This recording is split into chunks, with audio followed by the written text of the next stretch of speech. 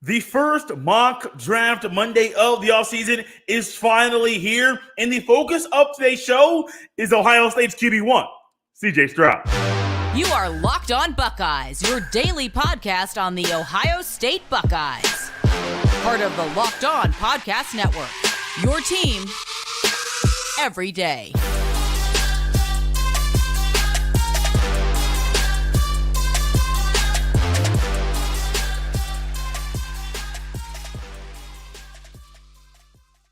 What is up, Buckeye fans? Welcome back to another episode of Locked On Buckeyes, part of Locked On Podcast Network. I'm your host, Jay Stevens, also the host of the Jay Stevens Podcast. It is Monday, February 20th in the year 2023, and this episode is brought to us by our good friends at LinkedIn Jobs. With LinkedIn Jobs, you can hire qualified candidates more efficiently by matching open roles with people who have the skills, values, and experiences to help you achieve your 2023 goals. Post your job for free at linkedin.com/lockedoncollege. Terms and conditions apply. During this episode, we will discuss if what the draft experts are saying about Stroud and where he'll fall in the NFL draft makes sense. And this Buckeye basketball team, they aren't playing good basketball.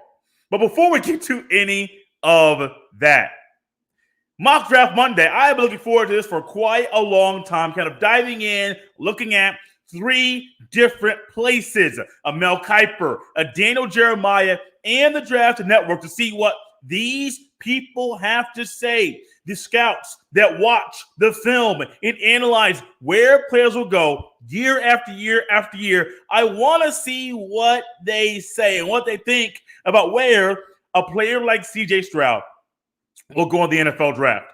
In the top 10 of this year's first round, there are numerous teams that need a starting quarterback. There are also discussions about teams that might move up to get a player like a CJ Stroud. Do I think he'll fall outside of the top 10? No.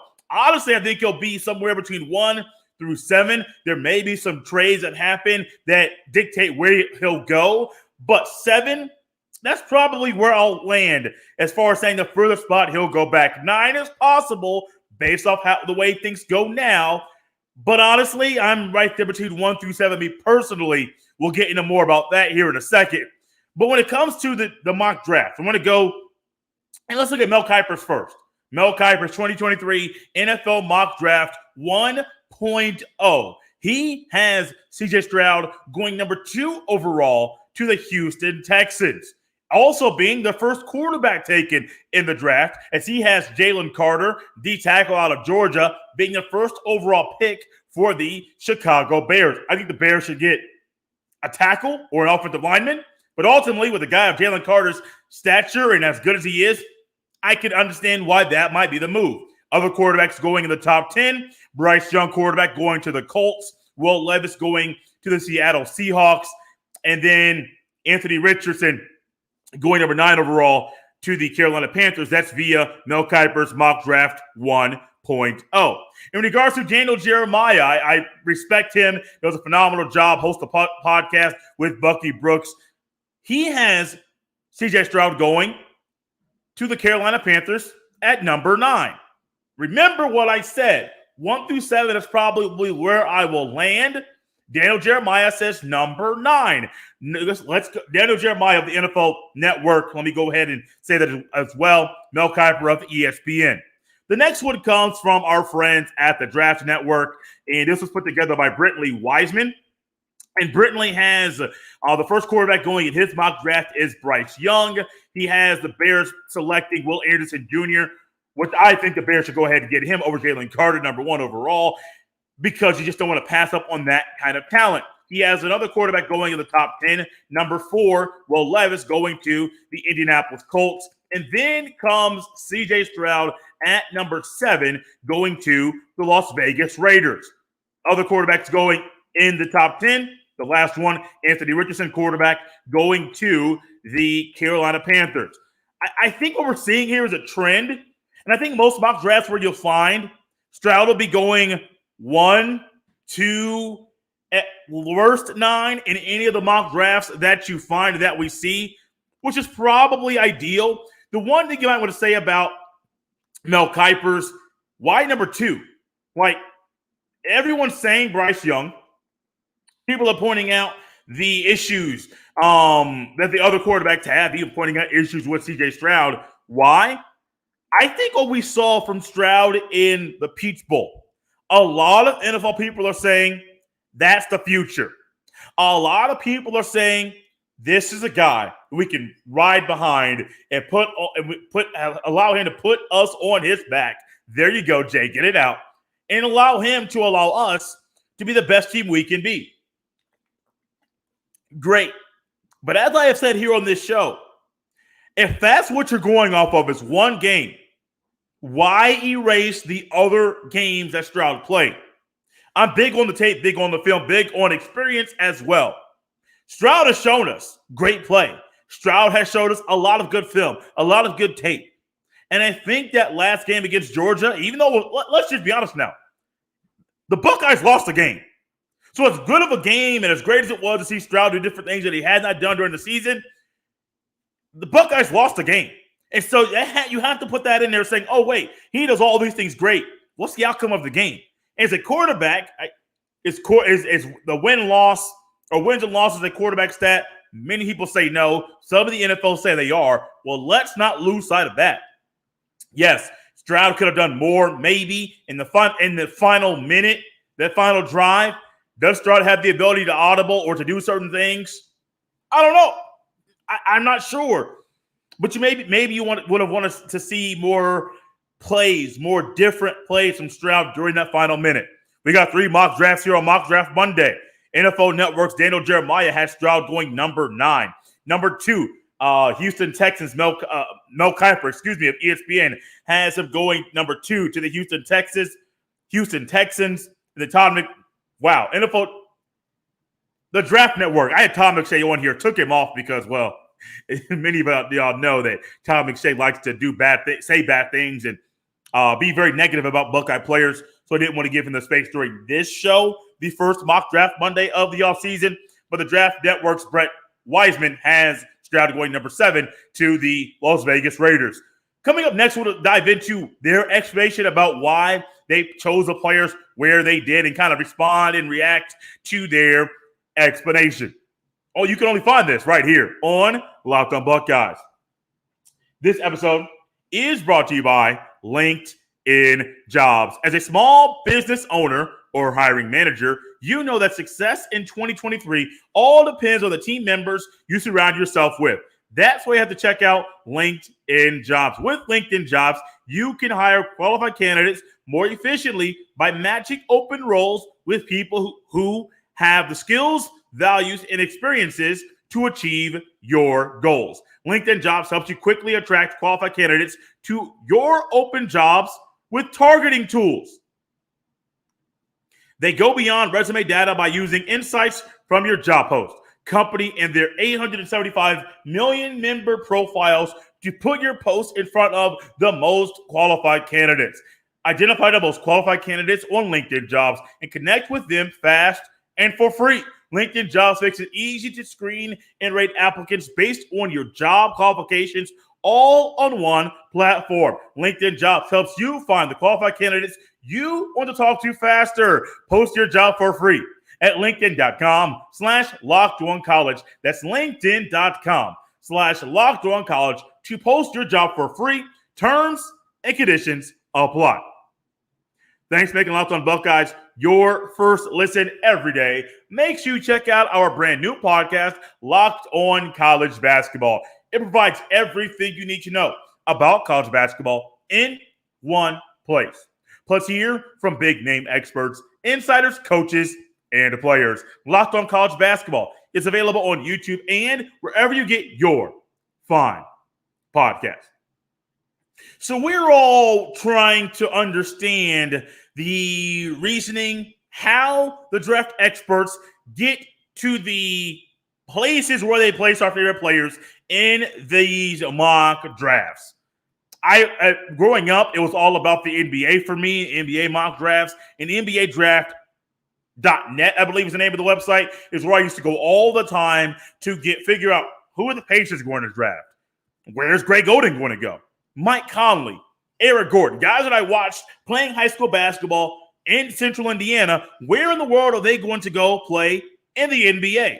Courtney Lee and all these other guys. I was trying to figure out where they're going to go.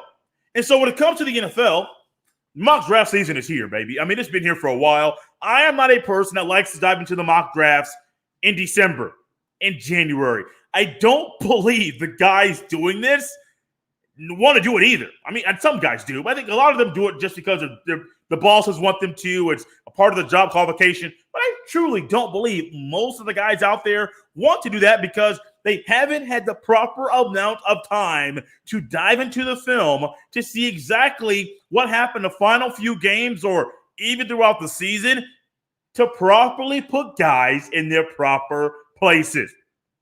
It's February. It's President's Day. There's been a lot of film tape that's been watched, a lot of it, which is why I'm comfortable doing this right now. The Mel Kiper mock draft did not see an explanation for where he put guys. I will tell you this, though. He has, let me look at this.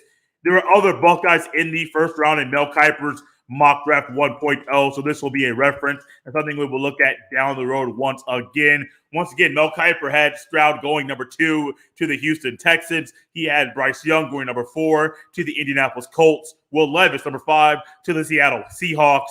And then number 9, Anthony Richardson going to the Carolina Panthers. I do believe the hierarchy and what we're going to find is Stroud and Young will be flip-flopped every now and then in most of your mock drafts. But then the big boards will go Levis and then Richardson or Richardson and then Levis. I think it's how the top 4 will go, even at the end of April. Stroud or Young will go first. Whichever one doesn't go first will go second. And then you'll find Levis and Richardson. Whichever one of them does not go third, those 4 could be flip-flopped in those groups of 2. So in regards to Daniel Jeremiah, he was the one that had Stroud going the furthest back in this mock draft to number 9. I'll give you 1 through 9 in his to kind of get where he was thinking with his thought process. Just go 1 through 9 where he picked players. Number 1 to the Bears, Jalen Carter, D tackle out of Georgia. Number 2, Bryce Young going to the Texans. Number 3, Will Anderson Jr. going to the Cardinals. Cardinals need some work, but if Will Anderson Jr. is available, you don't need a quarterback. That makes a lot of sense. Number 4, Will Levis goes to the Indianapolis Colts. Number 5, Tyree Wilson out of Texas Tech. Edge defender goes to the Seattle Seahawks. Number 6, the Lions select Devin Witherspoon out of Illinois, cornerback. That young man can play. He is a reason why Illinois almost beat the team up north the week before the Buckeyes played the Wolverines. Number 7, Peter Skoronski, offensive tackle out of Northwestern, goes to the Las Vegas Raiders. You'll see a lot of Skoronski and Paris Johnson Jr. being flip-flopped back and forth as being the top 2 tackles in this draft. Lucas Van Ness, edge defender, edge rusher out of Iowa, goes number 8 to the Atlanta Falcons. Then we get to Stroud, number 9, going to the Panthers. And Daniel Jeremiah has this explanation for why he put Stroud in this spot.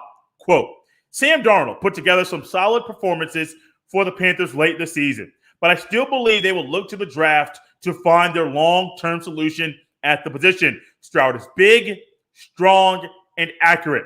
He flashed some creativity in playmaking against Georgia, and that was a pleasant surprise for evaluators, end quote. Last but not least, number 10, he had Miles Murphy, Clemson edge defender, going to the Philadelphia Eagles.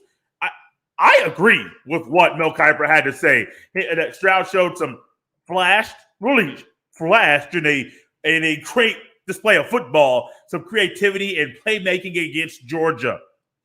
And I also understand why that was a pleasant surprise for evaluators. And I do understand that it's him leaving that statement there. That really makes sense and it helps us understand why he's at number 9. If you flash that late in the season, great. Why did we not see it previously during that season? If you flash it during your final game in college football and you were a 2-year starter, why did it wait so long for us to see this level of creativity and the other display that you put on the football field? These are my questions.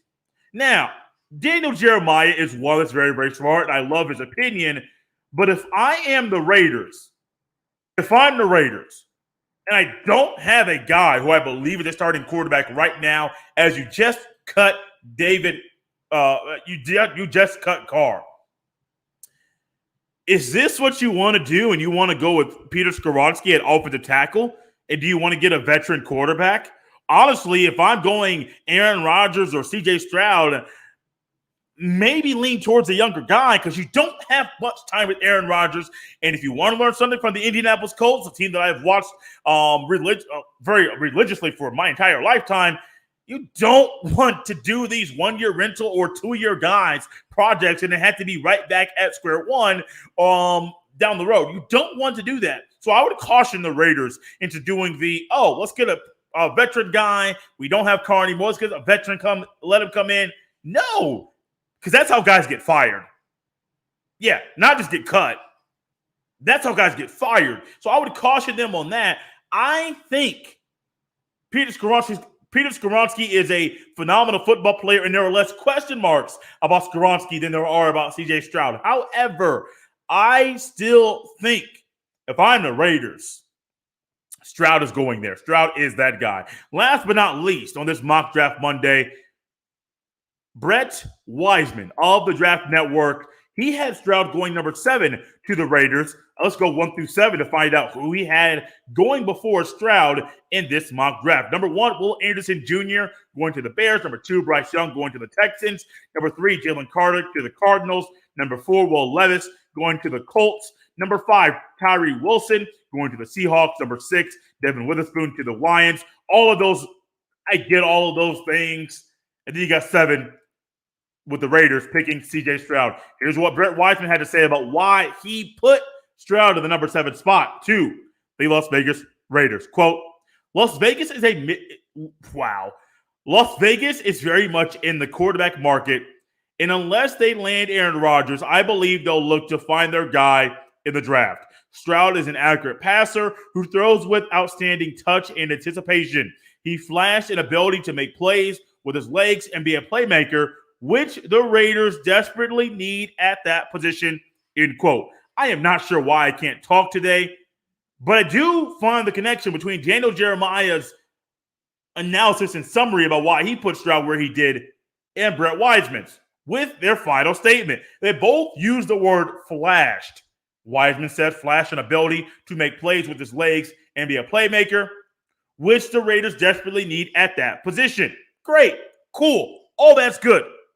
But if you're telling me that the flash is there, and if the Raiders are needing a quarterback, Daniel Jeremiah, come on. Like, I like you. I'm going to disagree with you right now. And I'll just leave it at that. Because I think I align more with Brett Wiseman here. Panthers need a quarterback. There's other guys outside of the top 10 that need quarterbacks that could shuffle in and move up.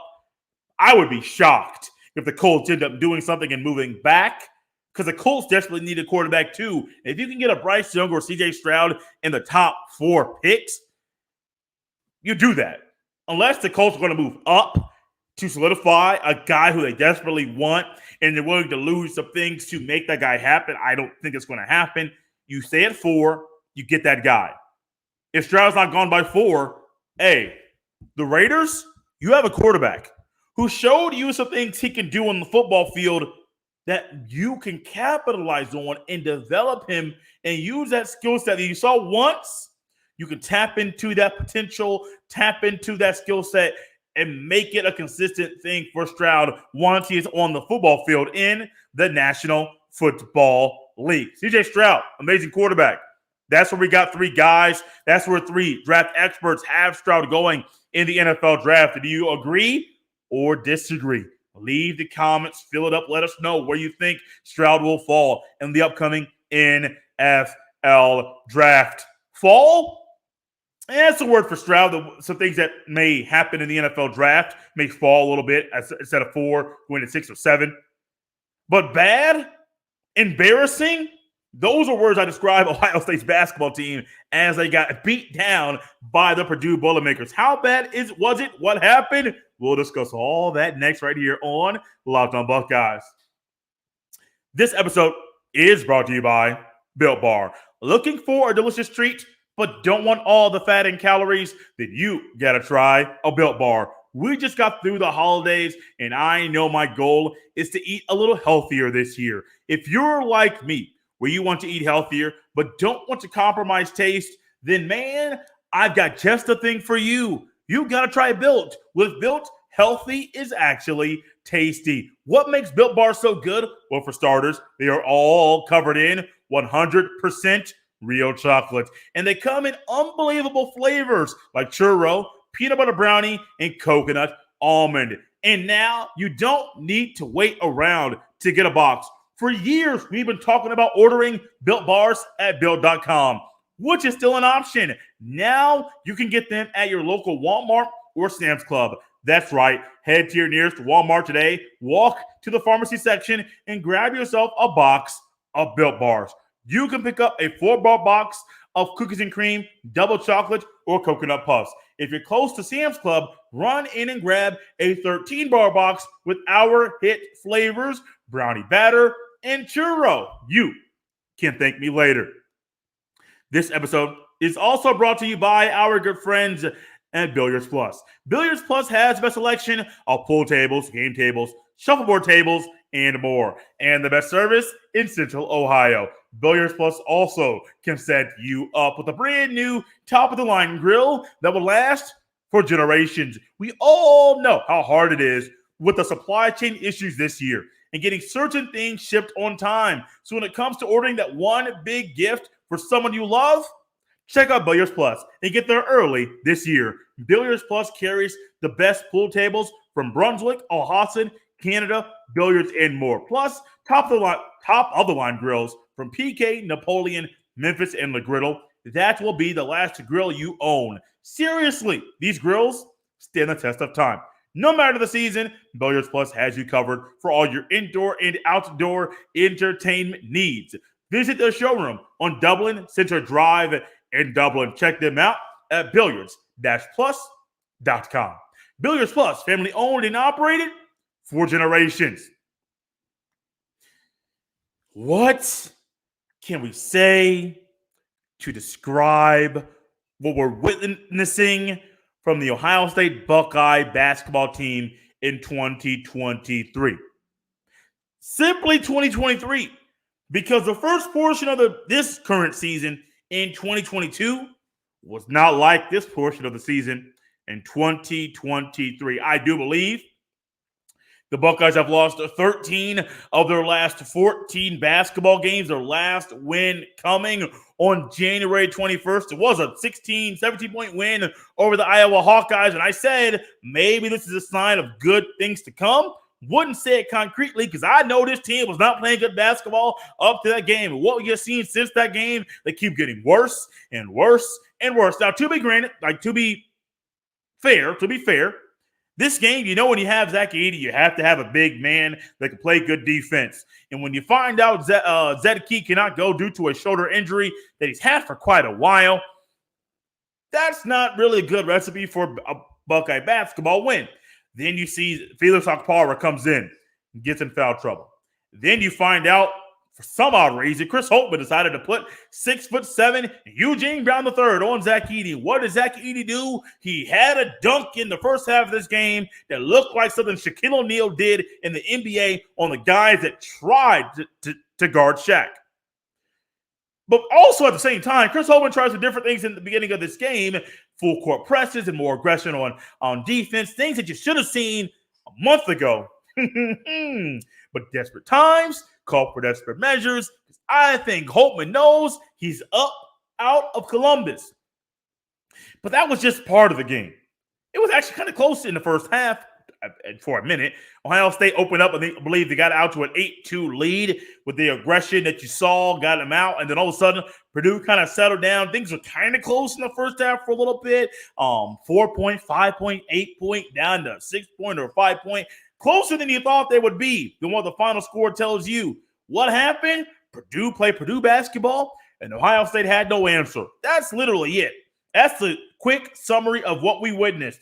Purdue played Purdue basketball, and Ohio State had no answer. In this game, Ohio State's leading scorer was Bryce Sensabaugh. He had 20 points in the game. Oh, I forgot. Going from Eugene Brown III, 6'7", against 7'4", Zach Edey basically giving up 100 pounds. No answer. No answer at all. Then Ohio State decided to put in 6'9", 215-pound Owen Spencer, which I was thinking, okay, great. Should have tried it earlier. Then we realized it would have been worse earlier because Owen Spencer had 4 fouls in 6 minutes of play. Didn't foul out.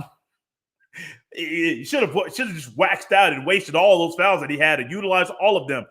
No, Chris Holtmann left him on the bench. Offensively, the Buckeyes offense has no flow. And it wasn't all because of Purdue. Purdue's defense plus Ohio State's offense having no flow, that was a recipe for disaster. And the Purdue basketball team, which is one of the best teams in the country, Zach Edey, 26-11.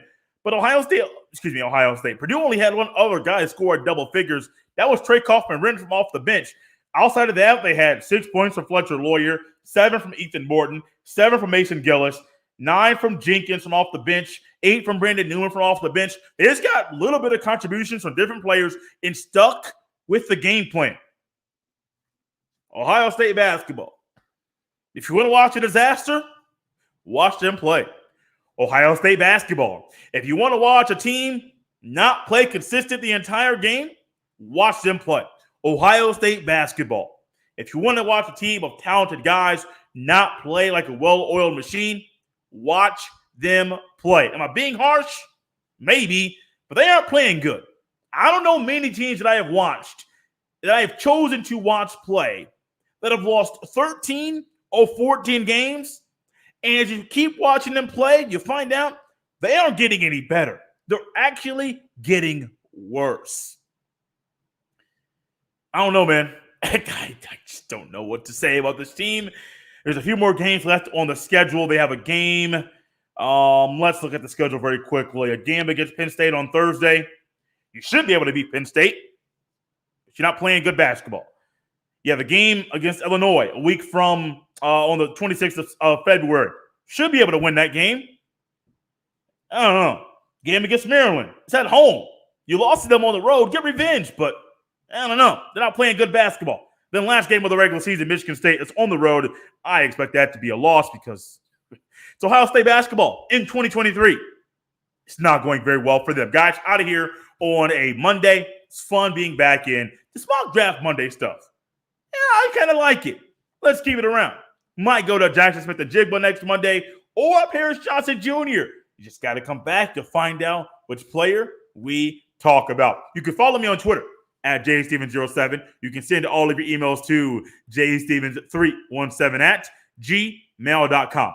Thanks for making Locked On Buckeyes your first listen today. For your second listen, check out our brand new podcast, Locked On College Basketball. Experts Isaac Shade and Andy Patton bring you everything you need to know on and off the court. Plus it from big-name experts, coaches, and players throughout the basketball landscape. Locked On College Basketball is available on YouTube and wherever you get your fun podcast.